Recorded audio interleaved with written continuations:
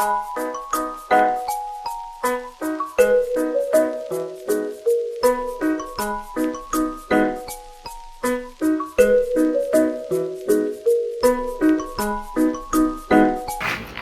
হলো দানাদার খাবার, মিক্স করা।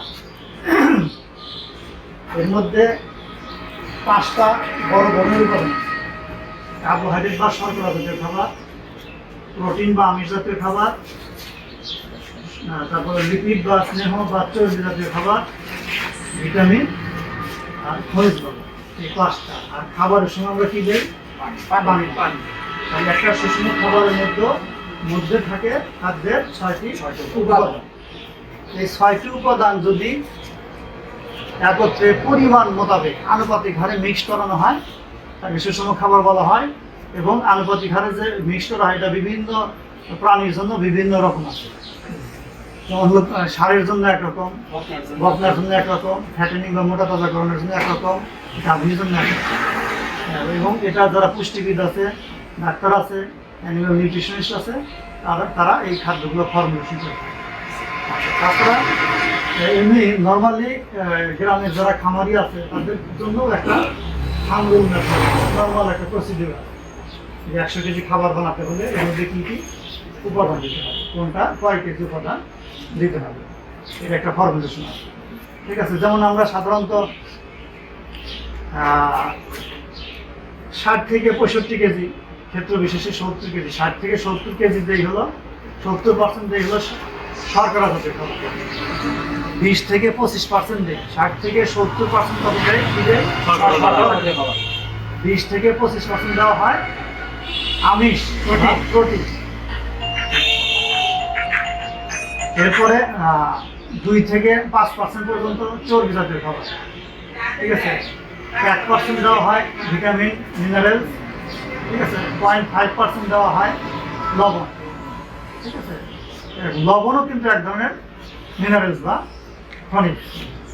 এগুলো সবগুলো উপাদান একত্রে মিক্স করে এটা লুজ ফিড হিসেবে তৈরি করা যায় অথবা প্লেট আকারে তৈরি করা যায়। যখন কমার্শিয়ালি প্লেট আকারে, দানাদার আকারে তৈরি করে, প্লেট, হ্যাঁ, প্লেট বোঝো তো? প্লেট খাওয়া, হ্যাঁ, এই যে শক্ত গোল গোল যে ইয়ার মতো, এটা তো লুজ ফিডের মতো। আচ্ছা, ওই প্লেট ওইভাবে তৈরি করা যায়। প্লেট যখন তৈরি করা হয় তখন আরো অনেক ফর্মুলেশন আছে এর মধ্যে। ঠিক আছে?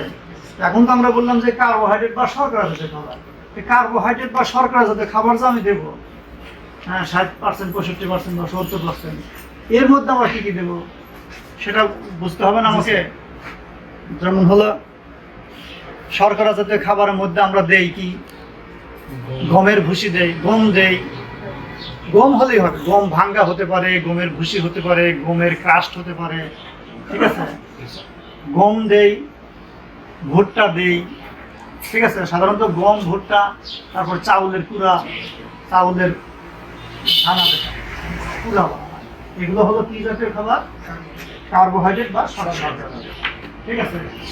এরপরে আমিষ বা প্রোটিন জাতীয় খাবারের মধ্যে কি আছে? মানুষ আমিষ বা প্রোটিন জাতীয় খাবার খায় হলো কি? মাছ, মাংস, ডিম, দুধ, ডাল, এগুলো হলো আমিষ বা প্রোটিন জাতীয় খাবার। কিন্তু গরু, ছাগল তো আর মাছ, মাংস, ডিম, দুধ খায় না। কিন্তু গরু একটা জিনিস খায়, সেটা হলো ডাল, তাই না? ডালের ভুসি খায়, ডাল ভাঙ্গা খায়। সে ডাল বিভিন্ন রকমের, মানে আনুপাতিক হারে দাম অনুযায়ী, হ্যাঁ, সাশ্রয়ী হিসাব করে ফর্মুলেশন করা যেতে পারে কোন ধরনের ডাল আমরা এই খাবারের মধ্যে মিক্সড করবো। ঠিক আছে? সাধারণত অ্যাঙ্কর দেয়, ছোলা দেয়, তারপরে আটি দেয়, ঘাসাটি দেয়, কালাই, হ্যাঁ, এগুলো দেয়। ঠিক আছে? আচ্ছা, তারপরে হলো চর্বি জাতীয় খাবার। কি খাবার? চর্বি জাতীয় খাবার। চর্বি জাতীয় খাবারের মধ্যে আছে তোমার যেমন তৈলাক্ত খাবার, যেমন সরিষা, সয়াবিন। ঠিক আছে? ফ্যাট, সরিষা, সয়াবিন, এগুলো কি জাতীয়? তৈলাক্ত, তেল জাতীয়। এর মধ্যে আবার দুইটা বলে, এই যে সরিষা, ফুলের মধ্যে প্রোটিন আছে, আর ফুলের নিচে কি থাকে? তেল থাকে। এর মধ্যে কি আছে? তেল বা চর্বি আছে। তার মানে সয়াবিন, সরিষা এগুলো প্রোটিন হিসেবেও কাজ করে, আবার ফ্যাট হিসেবেও কাজ করে। তো আমার এই খাবারের মধ্যে যদি তাহলে গমের ভুসি দিলাম, শর্করা পেলাম, বা ভুট্টার ভুসি দিলাম, শর্করা পেলাম। আর প্রোটিন থেকে দিলাম কি যে কোনো প্রকারের ডাল। তাহলে দুইটা উপাদান গেল। তিন নম্বর চর্বি জাতীয় খাবার যদি আমরা হিসাব করি সেক্ষেত্রে সয়াবিন বা সরিষা, সাধারণত সরিষা দেওয়া হয় না, সয়াবিনটাই বেশি ব্যবহার করা হয়। তাহলে সয়াবিন থেকে আমরা কি পাচ্ছি? চর্বিও পাচ্ছি, আবার প্রোটিন। এখন এরপরে দেওয়া হয় হলো ভিটামিন মিনারেল। এখন ভিটামিন মিনারেল সাধারণত বাজার থেকে বিভিন্ন কোম্পানি ডিবি ভিটামিন অনেকে কিনে দেয়, অনেকে প্রোবায়োটিক যুক্ত ভিটামিন মিনারেল প্রিমিক্স দেয়, আচ্ছা। আবার আছে হলো লবণ দেয়, লবণ দিলেও তো একটা মিনারেল। তারপর শুটকি মাছের গুঁড়া দেয়, হাড়ের গুঁড়া দেয়, ঠিক আছে? হ্যাঁ, হাড়ের গুঁড়া, শুটকি মাছের গুঁড়া এগুলো দিয়েও এই খাবারগুলো তৈরি করি, ঠিক আছে? এইভাবে আবার প্রোটিন তো আমরা খাবারের মধ্যে প্রোটিন বললাম। এছাড়াও লাইসিন, মিথিওনিন, কোলিন এগুলো হলো অ্যামাইনো অ্যাসিড, যেটা প্রোটিন থেকে পাওয়া যায়। প্রোটিন ভাঙলে কি পাওয়া যায়? অ্যামাইনো অ্যাসিড পাওয়া যায়। অ্যামাইনো অ্যাসিড সরাসরি কিনতে পাওয়া যায়, lysine, methionine, choline, glycine amino acid সরাসরি কিনতে পাওয়া যায়। তো এগুলো আমরা এর ভিতরে দিতে পারি। তাহলে একটা আদর্শ খাবারের মধ্যে তাহলে দেখো আমরা শর্করা জাতীয় খাবার যেটা দেব সেটা গমের ভুসি অথবা ভুট্টার ভুসি, ঠিক আছে? আমিষ জাতীয় খাবারের মধ্যে দিতে পারি ডাল ভাঙা, যে কোনো ধরনের ডাল, এবং খোল বেটার যেটা হচ্ছে সয়াবিন, সাধারণত সয়াবিন ব্যবহার করে। তাহলে সয়াবিন দিলে সয়াবিনের যে খোল সেখান থেকে প্রোটিন পাচ্ছে, আর ভিতরে যে নিচের যে নির্যাস সেখান থেকে তেল বা চর্বি। তিনটা উপাদান গেল। এরপরে ভিটামিন মিনারেল প্রিমিক্স যদি ভালো কোম্পানির ভিটামিন মিনারেল প্রিমিক্স যদি দেওয়া হয় তাহলে ভিটামিনও পাচ্ছে, মিনারেলও পাচ্ছে। আবার এর সাথে লবণ দেওয়া হয়, লবণের ভিতরেও কি থাকে? লবণে এক ধরনের মিনারেল। তাহলে এই দিয়ে আমার কয়টা উপাদান গেল? 5টা উপাদান হয়ে গেল। এখন এই যে তোমার ভিটামিন মিনারেল, ঠিক আছে, এটা অনেকে বাজার থেকে কি করে সরাসরি বিভিন্ন কোম্পানির ভিটামিন মিনারেল প্রিমিক্স কিনে দেয়, অথবা অনেকে লবণ কিনে, শুটকি মাছের গুঁড়া কিনে, হাড়ের গুঁড়া কিনে, ঠিক আছে? এখান থেকেও সে খনিজ লবণ, ভিটামিন পায়, ঠিক আছে? আমরা যেভাবেই দেই না কেন, আমরা খনিজ লবণ যেভাবেই দেই না কেন, তার সাথে যদি আমরা বাজার থেকে অন্তত যে কোনো একটা কোম্পানির, ভালো কোম্পানির ভিটামিন মিনারেল প্রিমিক্স বা প্রোবায়োটিক যদি এর সাথে অ্যাড করি, ঠিক আছে? তবে সবচেয়ে ভালো হয় কিছু প্রিমিক্স আছে, যেমন হলো যার মধ্যে একসাথে ভিটামিন থাকে, মিনারেলস থাকে, হ্যাঁ, অ্যামাইনো অ্যাসিড থাকে, এনজাইম থাকে, ফ্যাটি অ্যাসিড থাকে এবং প্রোবায়োটিক। 6টা উপাদান একত্রে মিক্স করা থাকে কিছু কোম্পানির, কিছু প্রিমিক্সের মধ্যে। এগুলো যদি দেওয়া যায় তাহলে আর বাড়তি টেনশন নেই, ঠিক আছে? 5টা বড় উপাদান দেবো, আর সাথে ওই যে ভালো বললাম প্রিমিক্স, ভালো multipremix, vitamin mineral amino acid, enzyme, fatty acid, probiotic, prebiotic. এই যে 6টা-7টা উপাদান মিলে একত্রে কিছু কোম্পানির আছে, হ্যাঁ, যেমন ভেটি ফাস্টার একটা প্রিমিক্স, এর মধ্যে এই 6টা উপাদান আছে। এছাড়াও বাজারে আরো এই রিলেটেড অনেক কোম্পানি আছে, সেটা আমরা ব্যবহার করতে পারি, ঠিক আছে? দিলে আর বাড়তি আমার কোনো টেনশন নেই। তার মানে খাদ্যের যে 6টা উপাদানই সে আনুপাতিক হারে, সুষম আকারে এর মধ্যে পাবে, ঠিক আছে? এখন বাদ বাকি এটা হলো জেনারেল একটা ফিডের কথা। এখন জেনারেল ফিড বাদে স্পেশাল কিছু ফিড আছে, যেমন আলাদা বয়সের জন্য আলাদা ফিড ফর্মুলেশন, আলাদা প্রাণীর জন্য ঠিক আছে, যেমন হলো গাভীর জন্য একরকম, ষাঁড়ের জন্য একরকম, বকনার জন্য একরকম, তারপরে বাছুরের জন্য, মোটা তাজার জন্য একরকম, ঠিক আছে। আবার হলো মুরগির মধ্যে যদি যাই, ব্রয়লারের একরকম, লেয়ারের একরকম, সোনালির একরকম। আবার এদের বয়স ভেদে কি আছে, starter, grower, finisher, layer 1, layer 2, এই ধরনের খাদ্য ফর্মুলেশন। যাই হোক, এটা হলো আমাদের বেসিক একটা আইডিয়া, ঠিক আছে।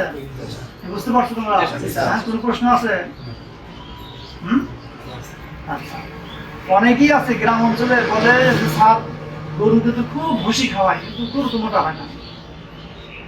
কি খাওয়ায়? ভুসি। খালি বস্তা বস্তা ভুসি খাওয়ায়। পরে গিয়ে দেখি কিসের ভুসি? গমের ভুসি অথবা ভুট্টার ভুসি। তাহলে খাদ্যের উপাদান হলো 6টা, একটা আমি বাদই দিলাম, পানি তো সবাই খাওয়াবে, সে দিচ্ছে কয়টা? একটা। শুধু গমের ভুসি দিয়ে তার কি তার রিকোয়ারমেন্ট ফুলফিল হবে? হ্যাঁ, একটা গরু মোটা তাজাকরণ করতে হলে বা উৎপাদন বৃদ্ধি করতে হলে তার যে দৈহিক চাহিদা, দৈনিক যে চাহিদা, সেই চাহিদা অনুযায়ী খাবার দিতে হবে, যেটাকে বলা হয় মেইনটেনেন্স রিকোয়ারমেন্ট। শরীরের চাহিদা অনুযায়ী তাকে খাবার দিতে হবে। এরপর দিতে হবে তার প্রোডাকশন, না আমরা দুধ বৃদ্ধি করি, সেই অনুযায়ী তাকে অতিরিক্ত পরিমাণ খাবার সাপ্লাই দিতে হবে, ঠিক আছে। খাদ্যের উপাদান হলো আমার 6টা। আমি তাকে দিচ্ছি গমের ভুসি আর পানি আর খড়ও কিন্তু কার্বোহাইড্রেট। কাঁচা ঘাস, যদিও কাঁচা ঘাসের মধ্যে সবই থাকে, কিন্তু কাঁচা ঘাস মানুষ পায় না, দিতেও পারে না, শহর অঞ্চলে পায় না। তাহলে গরু মোটা তাজা বা দুধ উৎপাদন বৃদ্ধি করতে হলে তার জন্য কি দরকার? পর্যাপ্ত পরিমাণ কাঁচা ঘাস দরকার, খড় প্রয়োজন মোতাবেক খড় দরকার, এবং দানাদার দরকার। আমি দানাদার সম্পর্কে আছে কথা বললাম। তাহলে গরু মোটা তাজা হয় না, গরু দুধের উৎপাদন বৃদ্ধি পায় না। হ্যাঁ, তারা কি করে? খাদ্যের উপাদান হলো 6টা, দেয় কয়টা? একটা। খুব খায়, খুব দেয়, কিন্তু হয় না আসল কাজ। কারণ তার তো ব্যালেন্স লাগবে নাকি? খাবারটা ব্যালেন্স ফিট লাগবে। খাদ্যের উপাদান 6টা আছে, 6টা উপাদান আনুপাতিক হারে মিক্স করে দিতে হবে। যে আনুপাতিক হারে মিক্স করে আমরা যারা অ্যানিমাল নিউট্রিশনিস্ট বা ফিড ফর্মুলেশন যারা করে, ডাক্তার যারা আছে, তারা এক্সপার্ট, তারা ফিড ফর্মুলেশন করে কিন্তু, ঠিক আছে। অনেকে আবার আছে টেকনিশিয়ান, সারদের কাছ থেকে ফিড ফর্মুলেশন নিয়ে নিজেদের মতো করে একটু 19-20 করে একটা খাদ্য তৈরি করে, তাদেরগুলোও ভালো, ঠিক আছে। প্রয়োজন মোতাবেক আমাদের যখন পরামর্শ করার দরকার হয়, এখন উৎপাদন আমার সঠিক উৎপাদন হচ্ছে না, তখন আবার নিউট্রিশনিস্টের কাছে যেতে হবে, সেই চেঞ্জ করে দিবে। এভাবে মিনিমাম একজন নিউট্রিশনিস্টের, অ্যানিমাল নিউট্রিশনিস্ট যারা আছে পুষ্টিবিদ, তাদের কনসালটেন্সি নিয়ে খাদ্য ফর্মুলেশন করবে, এটা আশানুরূপ ফল হবে, ঠিক আছে। আর গ্রাম অঞ্চলে যারা মা বোনেরা আছে, তাদেরকে বেসিক যে ধারণাগুলো, যে খাদ্যের উপাদান 6টা, এই 6টা উপাদান আপনারা ব্যালেন্স আকারে দিন। ও কি বুঝবে যে এত পয়েন্ট, এত পার্সেন্ট, সে কি বুঝবে? হ্যাঁ, ও বুঝবে যে 10 কেজি খাবার বানাবো, 6 কেজি দিলাম হলো ভুসি, হ্যাঁ, আর 3 কেজি দিলাম হলো, 2 কেজি দিলাম হলো সয়াবিনের খোল, আর হলো 1 কেজি দিলাম ডাল, আর বাকি থাকে 1 কেজি, আর বাকি থাকে ধরো হলো 1 কেজি বা আরো কিছু, সেই মধ্যে কি দিলাম? অন্যান্য কিছু ঘটনা, ধানের কুড়া দেওয়া যায়। আর বাকিতে 1/2 কেজি থাকে বা 250 গ্রাম থাকে, এই 250 গ্রাম তাকে বোঝানো যাবে যে একটা কোম্পানি বাজার থেকে একটা কোম্পানি ডিবি ভিটামিন নিয়ে এসে অথবা প্রেমিক্স নিয়ে এসে একটু মিক্সড করে দিচ্ছে। এটা হলো গ্রামের মা বোনদের জন্য খুব সহজ উপায়। তারা কিন্তু ওরা পার্সেন্টেজ বুঝবে না। যারা ভালো করতে চায় তাদের জন্য হলো এইভাবে যারা খাদ্য বানায় খাওয়ায় বা গুঁড়া করে সেই খাবার খাওয়াতে হবে, অথবা যারা বড় কোনো কোম্পানি থেকে কিনে নিয়ে প্লেট আকারে খাওয়াবে, সেখানে কোনো ঘটে। অনেকে আবার কি করে, কিছু প্লেট খাবার দেয়, কিছু দুধ খাবার দেয়, সেটাও ভালো। তাহলে পর্যাপ্ত কাঁচা ঘাস দিলাম, তারপরে খড় দিলাম, কিছু দানাদার দিলাম, রোজ দানাদার, আর কিছু প্লেট খাবার, এই যে মোটামুটি একটা গরুকে মোটা তাজা করতে বা দুধ বৃদ্ধি করতে যা যা প্রয়োজন আছে সেই প্রয়োজন মোতাবেক নির্দেশনা মোতাবেক চললে আশানুরূপ ফল ইনশাআল্লাহ পাওয়া যাবে। ঠিক আছে? আচ্ছা, বুঝতে পারছো তোমরা? জি, স্যার। আচ্ছা, ধন্যবাদ।